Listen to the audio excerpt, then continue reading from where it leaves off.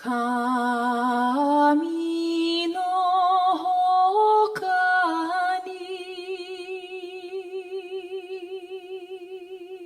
During a 200-year period of Japan's self-imposed isolation from the rest of the world through its chained country policy, the rest of the world was making steady moves towards a new age.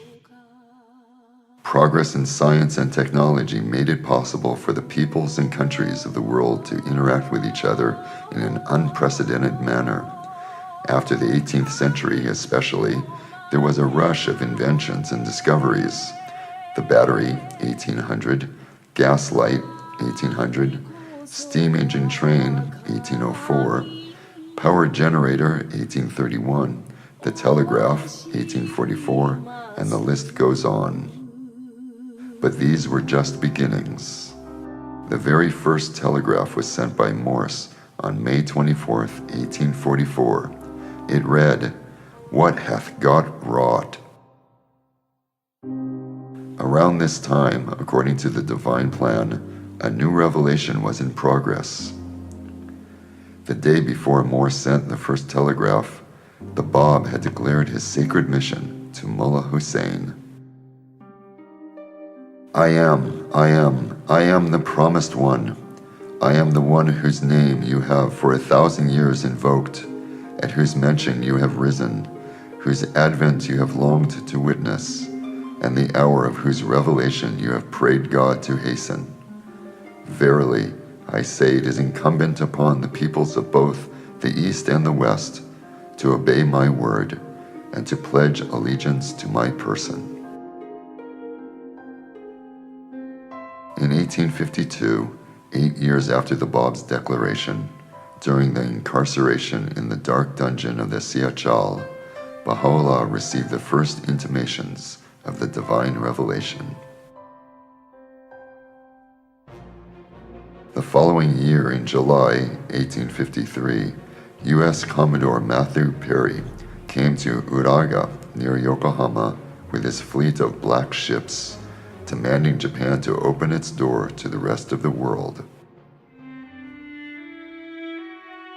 While Japan was in great turmoil about whether to open its door to the outside world, Baha'u'llah publicly declared his mission during a 12-day stay, April 21st to May 2nd, 1863, in the Garden of Rizwan in Baghdad. The divine springtime has come, O most exalted pen, for the festival of the All-Merciful is fast approaching.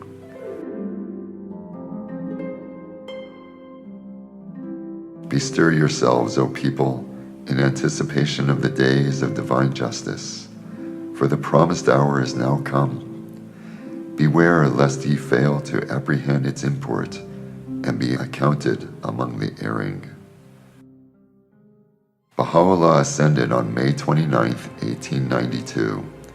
At the time, followers of his faith existed in the Ottoman Empire, Palestine, Turkey, Iraq, Iran, India, and China. In his will, Baha'u'llah directed that the followers of his faith should turn toward his eldest son, Abdu'l-Baha, as the center of his covenant.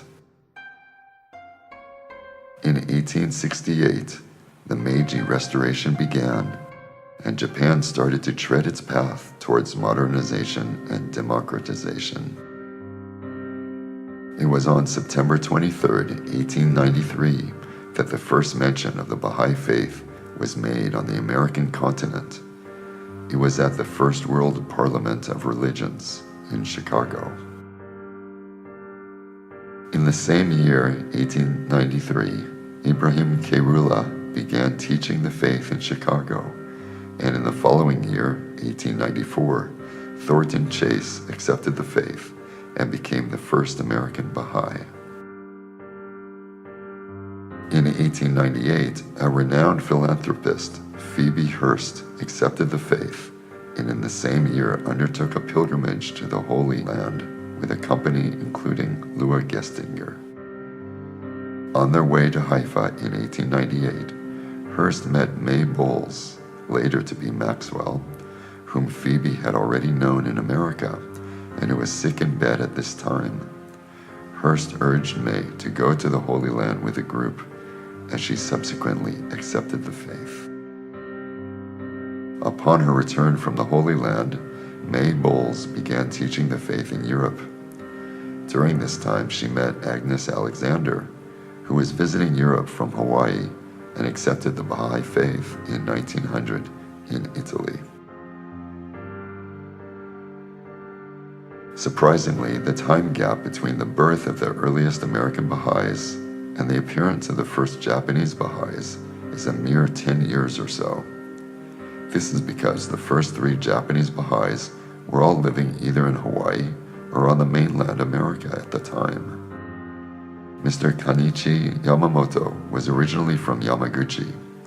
As a young man, he decided to move to America and first settled in Hawaii. He worked for Mr. and Mrs. William Smith in Honolulu, whose son Clarence had become a Baha'i through Agnes Alexander. Also living with the family was Elizabeth Muther, an early Baha'i of Hawaii. Mr. Yamamoto was raised as a Buddhist, but later became a Christian. However, upon hearing about the Baha'i teachings, he immediately accepted the faith as truth. It was in 1902 when he was 23 years old. Mr. Saichiro Fujita was from Yanai, Yamaguchi, and left Japan in 1903 for San Francisco. He was 17 years old. He later moved to Oakland, and there he met Mrs. Catherine Frankland and accepted the faith in 1905. After finishing high school in Oakland, California, Mr. Fujita went to Cleveland, Ohio to attend university. But in 1912, Abdu'l-Baha came to the United States. Mr. Fujita went to Chicago to see him. Abdu'l-Baha warmly greeted him with the words, "My Japanese, you follow me." So Mr. Fujita accompanied him to California. Abdu'l-Baha suggested that Mr. Fujita first finish his studies and then come to the Holy Land to serve the faith.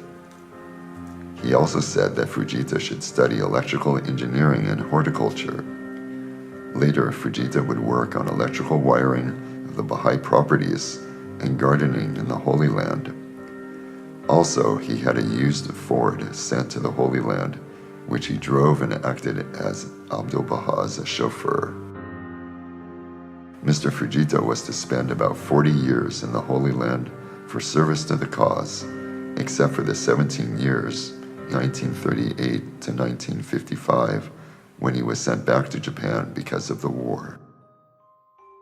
The third Japanese Baha'i, Mr. Kenzo Torikai, embraced the faith in Seattle through Charlotte Gillen.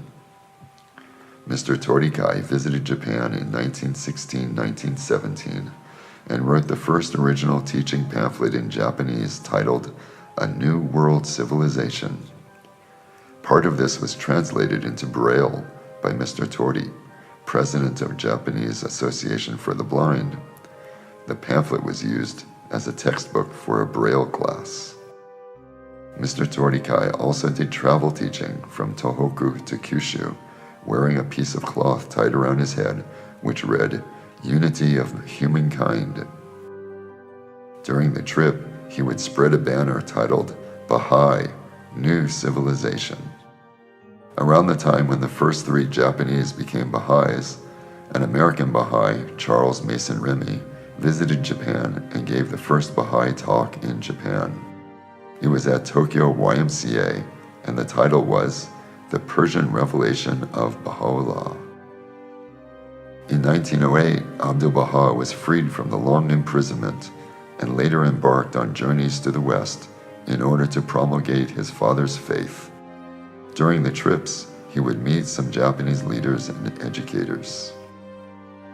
One of them was a founder of Japan's first women's college, Naruse Jinzo. The meeting took place in March 1912 in London. Abdu'l-Baha wrote a prayer for Japan, which is still in the archives of Japan Women's University. During his trip through Europe in 1912, Abdu'l-Baha met Ambassador Arakawa in London. In his discussion with the ambassador, he stressed 3 points that were important for Japan's development. Religion must not get mixed up with politics. Women must be educated equally with men. Spiritual development must keep pace with material development. If it did not, he foretold the example that there is a power in the earth that, if discovered before mankind was spiritually mature, was capable of causing great damage to the atmosphere. This is the only recorded instance of Abdu'l-Baha mentioning this prophecy, and it is interesting that Japan has experienced both damage from the military as well as so-called peaceful use of nuclear energy. On October 7, 1912, Abdu'l-Baha gave a talk to a Japanese audience in Oakland, California. In this talk, Abdu'l-Baha extolled the remarkable material progress Japan had made in a short period of time, asserted that Japan must also possess an equally great spiritual capacity, categorically stated that the Sun of Truth had once again risen in the person of Baha'u'llah, rejoiced that he had found a people with no prejudice in terms of search for truth, and finally implored divine assistance for Japanese people's service to unite and serve humankind. Moreover, the Guardian, Shogi Effendi, wrote that Abdu'l-Baha often spoke of Japan and its spiritual destiny, and quotes the following prophetic words by the Master. "Japan will turn ablaze. Japan is endowed with a most remarkable capacity for the spread of the cause of God. Japan, with another country, will take the lead in the spiritual reawakening of the peoples and nations that the world shall soon witness." Taisho Emperor Yoshihito was enthroned. The Taisho era is often described as an age of democratization and liberalization with the expression Taisho democracy. Movements in this period included universal suffrage, freedom of speech and assembly, equality of women and men, and emancipation of Burakumin. Japan joined the League of Nations and became a member of the Permanent Security Council.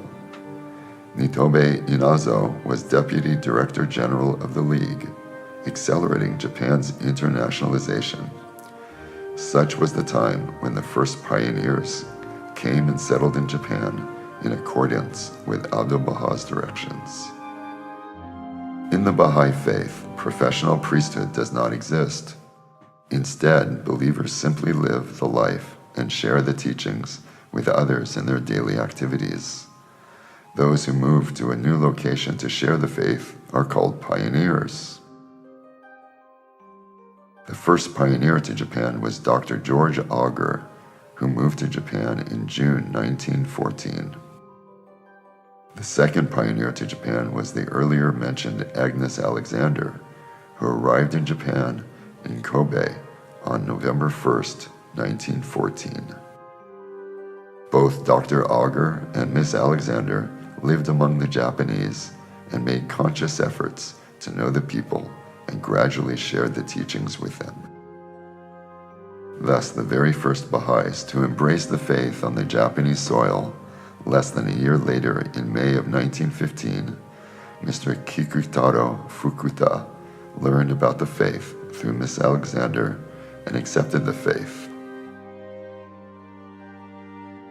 On July 18, 1915, Agnes invited Martha Root to speak at a fireside in Tokyo. Miss Root was an incomparable teacher of the faith who traveled around the world for the teaching purpose. She also came to Japan several times. Teaching work in Japan was assisted by such travel teachers from overseas. The photo shows the participants of this fireside, among whom were the first Japanese Baha'i from within Japan, Mr. Fukuta, the well-known poet Akita Ujaku, and Ichigo Kamichika, who would later become one of the first women members of the Diet after the Second World War, 1952. In 1916, Mr. Tokujudo Futori, a blind man, became the second Baha'i in Japan. He later became president of the Association for the Blind and translated Baha'i books into Braille, by which many blind people learned about the teachings and were attracted to the faith. Miss Yuriko Mochizuki was the first woman Japanese Baha'i. She was only 16 at the time, in 1916. She later translated the hidden words into Japanese. In 1919, Ida Finch came as a pioneer and continued her work until 1923. Miss Mikae Komatsu served as her assistant. Between 1919 and 1923, Miss Alexander visited Korea and China, opening those regions to the faith. In 1922, the Japanese women Baha'is sent 100 dolls in kimono to America. The dolls were purchased by Agnes Alexander, and they were sold in the U.S., with the proceeds donated as contributions to the Chicago Temple Fund. As mentioned earlier, Taisho was a period characterized by internationalization. Esperanto and English language studies were particularly popular.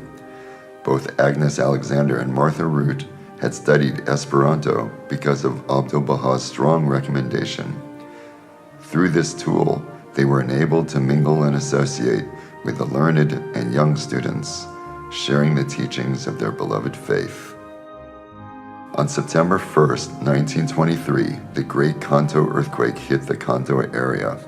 Fortunately, Agnes Alexander and Ida Finch were safe. Miss Alexander's house was the only one for blocks that was left with running water. She set up an orphanage in her home for several months. Sometime later, Finch returned to America and sent clothing and money for Agnes to share with victimized children. The Guardian and the Holy Family also sent economic aid. Miss Alexander helped translate Baha'u'llah and the New Era and the Hidden Words between 1928 and 1933.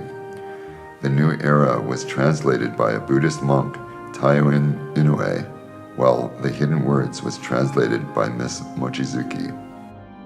The Showa era, 1926 to 1989, saw a rapid transition from democracy and liberalization to imperialism and militarism.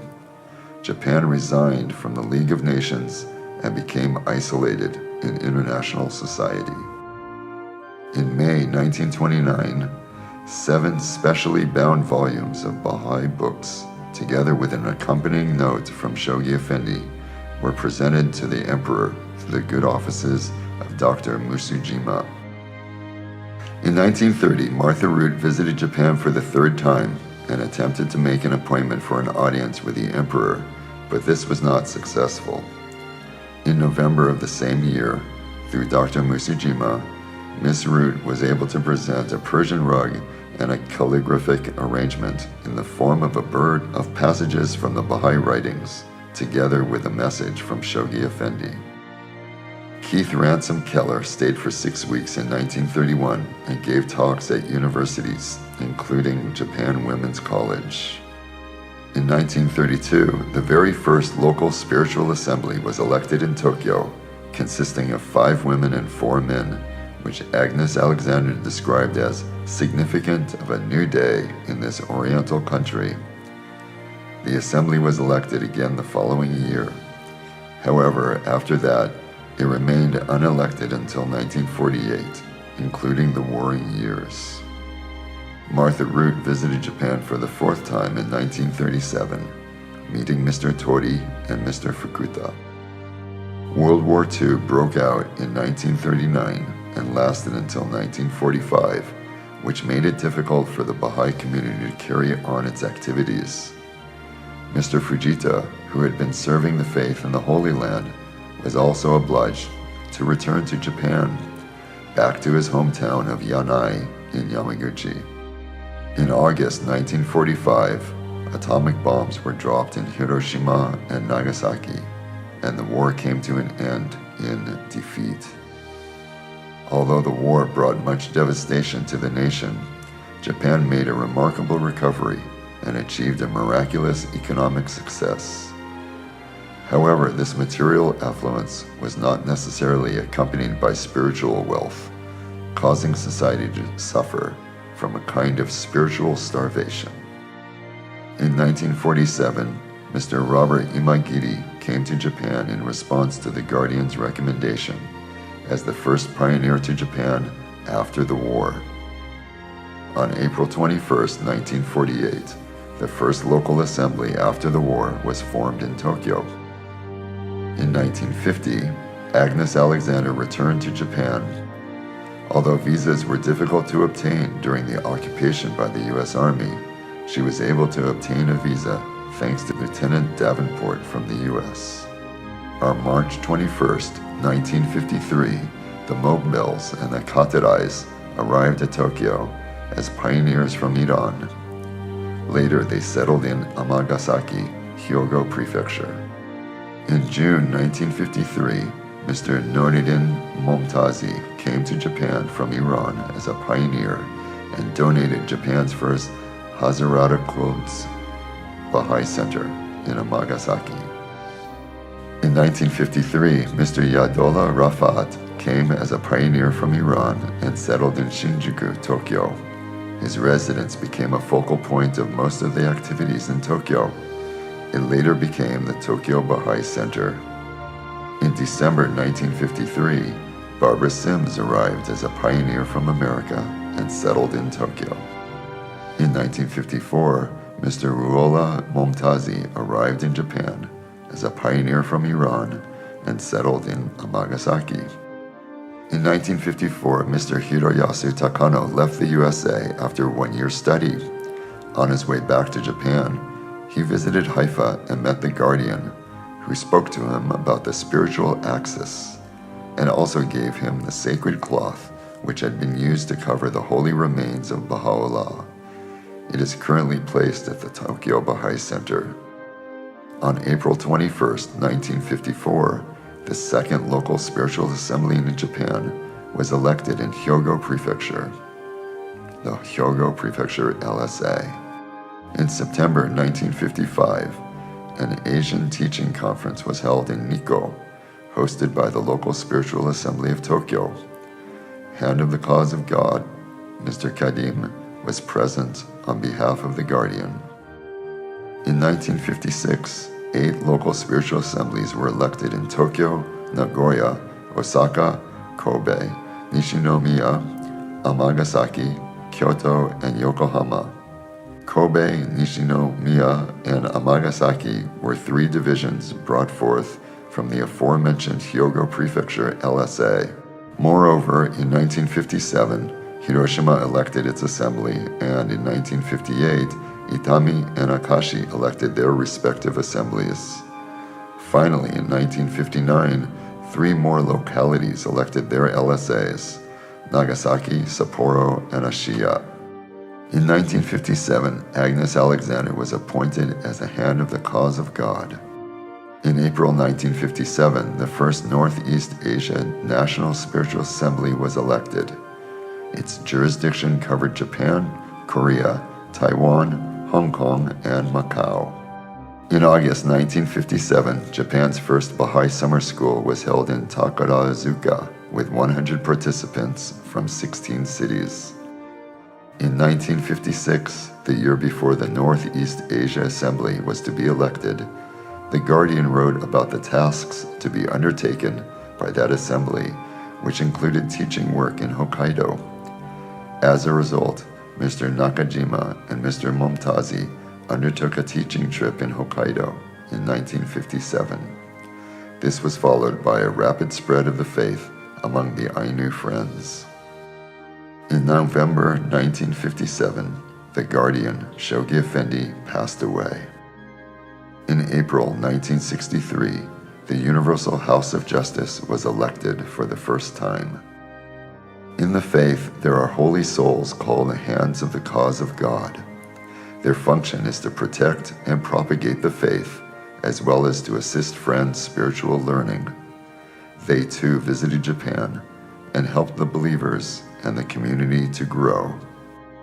Mr. Sigrid Schopflocker was appointed to Hand of the Cause in 1952. However, 25 years prior to it, he had visited Japan as part of this round-the-world journey and met as many Baha'is as he could and wrote an article about it in the magazine Star of the West. In 1957 and 1973, Mr. Jalal Kaze visited Japan. In 1959, Hand of the Cause of God, Mr. Shuala Alai visited Japan.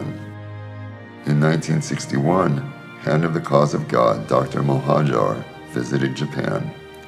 He returned to Japan several times, including 1964, 65, 69, 71, and 1976. Hand of the Cause of God, Mr. Faizi, visited Japan in 1963, 67, and 69 and 70. In 1966, Hand of the Cause of God, Mr. Tarazula Samandari, visited Japan. In 1967, Hand of the Cause of God, Mr. Paul Haney, came to Japan. In 1968, Hand of the Cause of God, Mr. John Robarts, came to Japan. Hand of the Cause of God, Mr. Collis Featherstone, visited Japan in 1965, 68, 71, 73, 79, and 1988.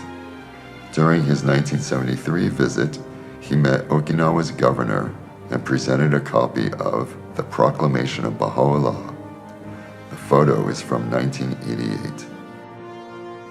Hand of the Cause of God, Mr. Ali Akbar Furutan, also visited Japan several times, including 1969, 71, 76, and 1977. The Hand of the Cause of God who visited Japan in 1970 was Mr. Enoch Olinga.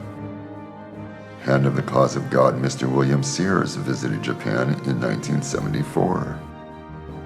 In 1977, Hand of the Cause Ruhia Khanum visited Japan for the first time.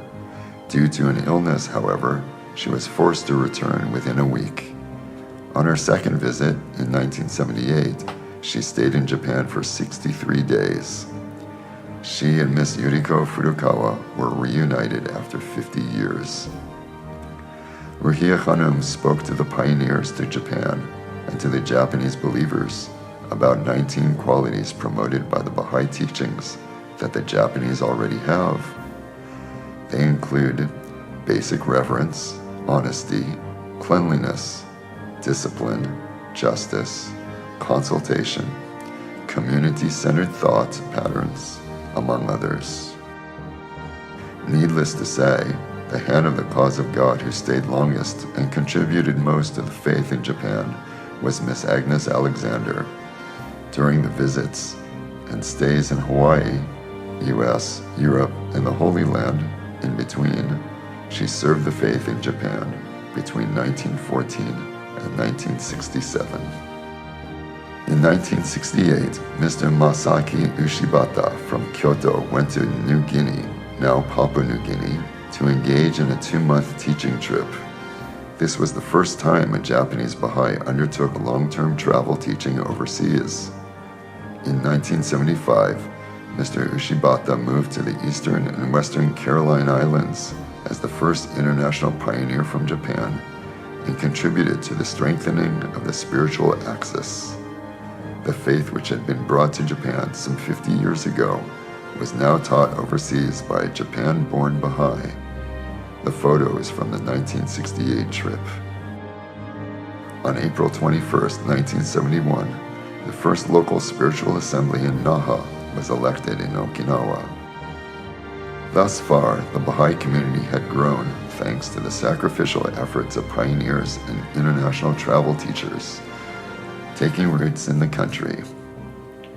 After the 1960s, domestic pioneers started to move to different parts of Japan, starting with Hokkaido in 1968, followed by Kyushu, Shikoku, and Okinawa. It was 1932 when Agnes Alexander visited Hokkaido for the first time to attend Esperanto meetings, and not until 1957, when Mr. Nakajima and Mr. Momtazi went there on a teaching trip, that any other Baha'is visited there. In September 1971, North Pacific Conference was held in Sapporo.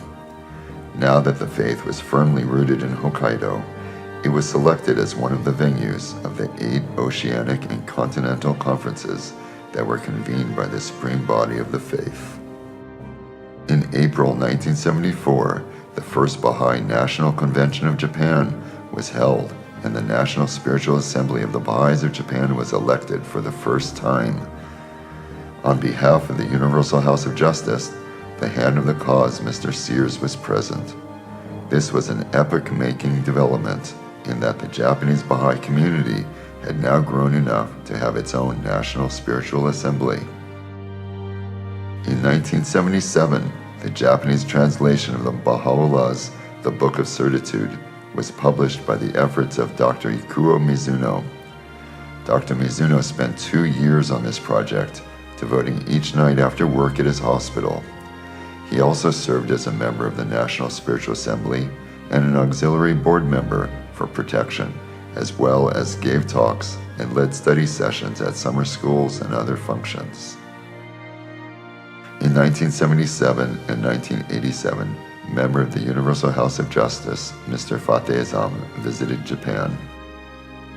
In 1979, Iranian Revolution took place, and many Iranian Baha'is spread all over the world, including to Japan. During the 5-year plan, 1974 to 1979, pioneers from Iran, the US, Canada, and other places where the faith was strong were invited to settle in Japan, to live their lives as Baha'is, and help to raise up Baha'i communities in various localities. Some of them were students, others were business people. Still more of them were educators, especially focusing on English education. As they took up life throughout Japan, they initiated and supported such activities as children's classes for moral education, youth activities, activities that promote awareness and appreciation of other cultures, equality of men and women, internationalization, peace education, environmental education, and others, social contributions through arts. They reached out in friendship wherever it was possible to promote principles that are fundamental to the betterment of mankind. In 1982, the old Tokyo Baha'i Center was demolished and a 3-story building was constructed as a new Tokyo Baha'i Center. The new center was funded by part of the money acquired through the sale of the old Osaka Baha'i Center. In September 1982, 80 friends from Japan participated in an international conference in Canberra, Australia, strengthening the spiritual axis. In April 1983, the seat of the Universal House of Justice was completed. 1986 was the United Nations International Year of Peace. Baha'is of Japan actively supported peace education efforts by sharing the promise of world peace with leaders of thought. In 1990, Mrs. Muncie visited Japan and offered a series of spiritualization institutes in Nikko and other parts of Japan. In 1990, Continental Councilor Mr. Afshin gave spiritualization institutes in Japan. In December 1991, the first annual conference of the Association for the Baha'i Studies Japan was held in Tokyo. The World Congress in New York was held in November 1992. Approximately 30,000 Baha'is, including 200 from Japan, participated. In September 1992, Prince Alfred of Liechtenstein toured Japan and gave talks in various parts of Japan titled Futurology, Baha'u'llah's Vision. In 1993, member of the Universal House of Justice, Dr. Peter Kahn visited Japan. In 1993, the Kitab-i Aqdas was published in Japanese. In 1994, the International Baha'i Peace Relay was launched, with children and youth running from Hiroshima to Nagasaki in a relay format and conveying the Baha'i message of peace and unity. The annual Peace Relay lasted for 13 years until 2006. In 1996, the Institute process was introduced to promote development of human resources at the grassroots level. In May 2001, dedication of the terraces on Mount Carmel was observed. 19 Baha'is from each country were selected to participate, including a contingent from Japan. Junior Youth Program trainer Mr. Lim visited from Malaysia to help start JYEP in Japan. In 2002, a 10-day-long West Japan Baha'i summer school in Yamaguchi. In 2004, Baha'i Youth Workshop was formed in Japan. As part of the Peace Relay, the group traveled from Hiroshima to Nagasaki, giving dance performances and conveying spiritual and social messages. In 2007, the East Japan Summer School started to be regularly held in the Tohoku area. In 2009, a long-awaited complete edition of The Gleanings from the Writings of Baha'u'llah was released in Japanese. In April and May 2012, former member of the Universal House of Justice, Mr. Ali Nakjavani, visited Japan for the first time, meeting friends and giving talks in 11 cities throughout Japan. The Japanese Baha'i community in the 21st century is characterized by the development of human resources at the grassroots level and the promotion of community growth with a cluster as a basic unit. It is also featured by the outward-looking approach, which involves the general population in this process. The first step to community building is children's education, for children are the most precious treasure of the community. When children acquire spiritual virtues, well-being of society is secured. With this as the foundation, if they also acquire intellectual excellence, the result is light upon light, enabling a true civilization to blossom, where material and spiritual progress is in harmony. After children's education comes junior youth's empowerment. Junior youth are no longer children, but not exactly adults yet. They form a unique generation as they step into the realm of adulthood while retaining children's innocence and purity. They are, however, by no means a generation of rebels, nor are they the cause of social problems or a group to be shunned by society. They indeed hold the key to solving problems in society, for their ideals are high, they are equipped with a sense of justice and filled with fighting spirit, and they possess the ability to take action. These powers are, however, hidden inside of them, which therefore need to be drawn out. What enables this is the Junior Youth Empowerment Program. Another essential element in community building is creating a reverent atmosphere. When members of the community share space and time to have quiet time, to commune with the higher being and to pray, their bond is strengthened. Assistance and confirmation are attracted from the unseen realm. Problems are solved, and great enterprises are achieved. Finally, human resources must be raised who can assist with the process of community building, which is made possible through the Institute process. The main sequence of 7 courses is offered through study circles, which are generally offered at individuals' homes in a warm atmosphere, while intensive courses are given at summer schools and other more formal venues. In the summer of 2013, 114 youth conferences were held through the call given by the Universal House of Justice. From Japan, 43 youth participated in the Macau conference. The theme common to all the conferences was building a new society. Participating youth studied what society building is and what is needed for it and consulted on what they can do specifically.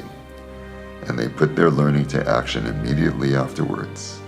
As a result, in Japan, the Junior Youth Empowerment Program is being implemented in various parts of the country, including Akita, Tokyo, Fukuyama, Yamaguchi, and Fukuoka. Thus, the community was started by just 2 pioneers from Hawaii living among the Japanese. It has taken firm roots in the Japanese soil and is now growing and spreading at the grassroots level. towards the completion of the next century, let us press on.